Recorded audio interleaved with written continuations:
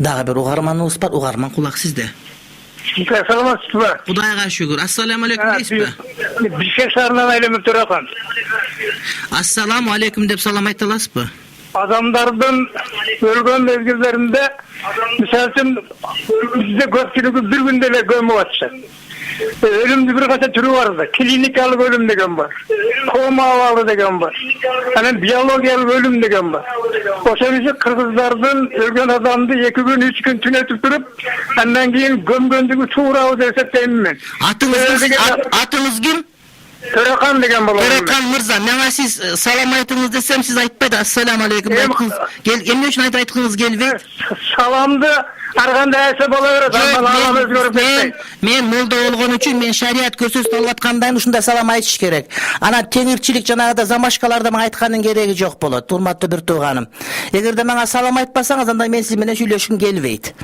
Мен сиз менен сүйлөшкүм келбейт. Сиз атайын ушундай кайсарланып, дайыма мен чыкканда чыгып, өзүңүздүн пикириңизди тагуулаңыз келе берет. Салам айтканга сараң болосуз, урматтуу бир тууганым. Ар кандай түрлөрү бар деп. Сиз айтып аткан клиникалык өлүм, биологик өлүм бардыгыбыз билебиз. Эгер өлгөндүгү анык болсо коюлат деген сөз да доктор алып келет, текшертет. Эгерде клиникалык өлүм болуп калса, аны көмүп койбойт эч ким барды, урматтуу бир тууганым. Аны өлгөн аныктамайынча 1 жума 10 күн жата берет доктурда карап аны. Өлгөндүгү анык болсо гана деген сөз. Анан өзүңүздүн оюңузду эле таңуулай бергендей бир андай трибуна эмес, өзүңүз кааласаңыз келип башка убакытта сүйлөп бериңиз.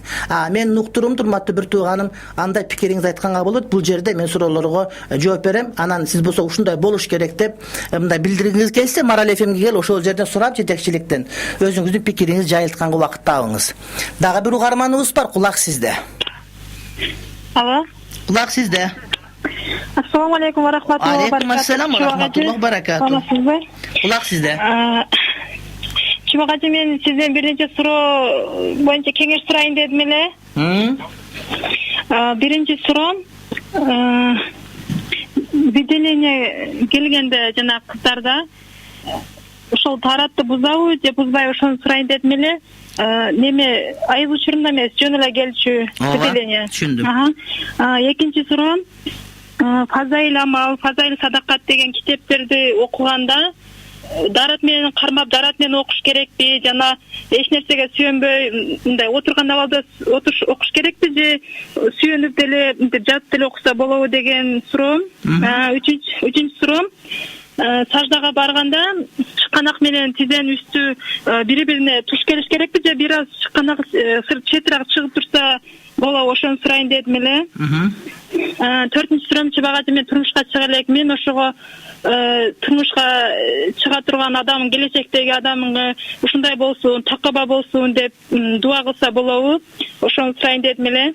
Төртүнчү суроом, мага дуа кылып коесузбу? Апам мени хижап кийишиме ыраазы болбой атат.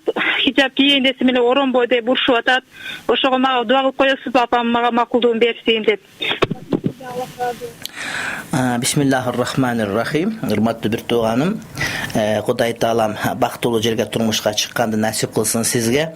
Албетте ар бир кыз, ар бир жигит менин турмушка чыккандагы жолдошум мындай болсун, тигиндей болсун, Кудайга жага турган болсун, акыл эстүү болсун, ак сөөк болсун, сөзү туура түшүнгөн болсун, кежири болбосун. Кээ бир адамдар кежирде салам айт десең, саламга сараң болуп, эмне деп бир нерсени сүйлөй берет, 60ка чыгып деле акыл толбой. Андай болбостон акыл эстүү болсун деп жакшы тилек кылган сөздөрдө жакшы болуп ушундай кылуу керек, урматтуу бир тууганым. Ыймандуу болсун деш керек. Өзүнүкүнө түрткүлөй бербестен башка бирөөнүн пикирин укканды билиш керек. Өзүнө эле акылдуу сезип албастан башканын эле акылы бар. Өзүң эрөлөсөң башка бирөөнү шерөлө дегенди биле тургандай бир үй бүлөнү жакшы караган деп албетте аны дуа кылыш керек, ал милдет болот.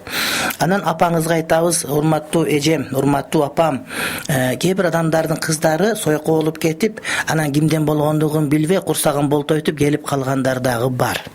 Кээ бир аялдардын кыздары бар, алар деген 2 күндө бирден күйөөгө тийип, күйөөнүн санын көбөйтүп, медаль ала турган деп жарышып кетип аткандар бар.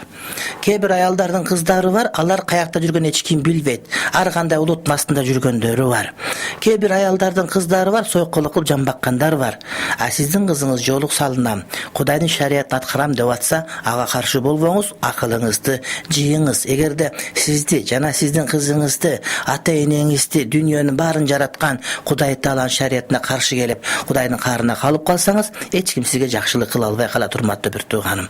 Апаңызга Кудай Таалам хидаят, тауфук берсин. Ата-эненин сөзүн угуш керек. Эмнеге укпайт деп ата-эненин сөзүн милдет кылат. Ата-эненин сөзүн угуш керек. Эгер ата-эненин сөзү Кудайдын өкүмүнө каршы келбей турган болсо. Анан эми фазаил садакат, фазаил намаз жана башка китептерди албетте daaratчы окуса болот, отуруп окуса болот. Бирок дин боюнча касиеттүү китептер дайыма daarat менен кыбыланы карап, эгер daarat ала мүмкүнчүлүк болсо, анан мындай бир сүйөнүп окуса болот, бирок жатып окуганда бир аз маданиятсыздык болуп калат. Китеп окуп атканда сырттан карап отурган адам китепке урматсыздык мамиле жасап жатат дегенди таризде отуруп калсаңыз, ал жакшы эмес. Анткени бул китептен биз эки дүйнөнүн бактылуулугун үйрөнүп атабыз, жол ачканды үйрөнүп атабыз. Демек, ошол китепке урматсыз сөзсүз түрдө болуш керек. Анан жанагыда аялдардан айыз эмес күндөлү бөлүнүп чыккан выделение эгерде кан аралашпаса, daaratты бузбайт деген фатва азыркы учурда басымдуу болуп эсептелип келет. Бул жана терс сыяктуу эле деп айтылган маселелер бар. Кудай Таалам жакшылык берсин баарыбызга.